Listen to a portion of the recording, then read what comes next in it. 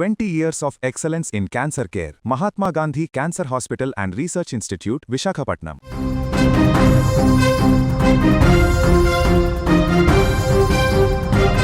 దేశంలోని ప్రధాన నగరాలు ఇప్పుడు ఒక తెలియని భయంతో వణికిపోతున్నాయి. నిన్న మొన్నటి వరకు హాలీవుడ్ సినిమాల్లో మాత్రమే చూసిన జాంబీలు ఇప్పుడు నిజంగానే మన కళ్ళ ముందు తిరుగుతున్నారా అన్న అనుమానం ప్రతి ఒక్కరిని వెంటాడుతోంది.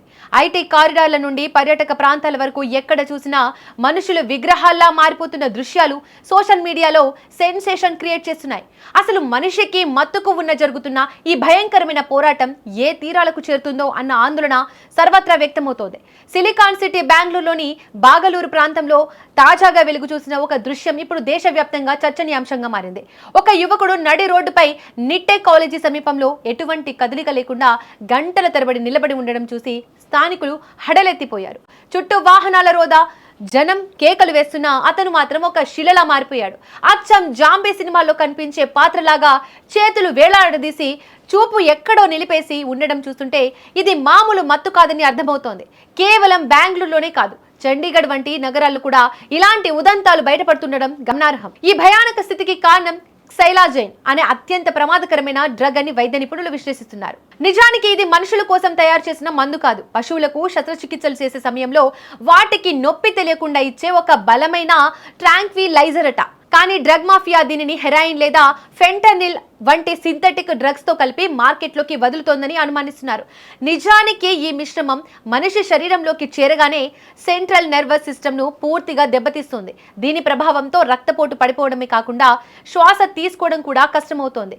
ఈ మత్తులో ఉన్న వ్యక్తికి బాహ్య ప్రపంచంతో సంబంధం తెగిపోతోంది.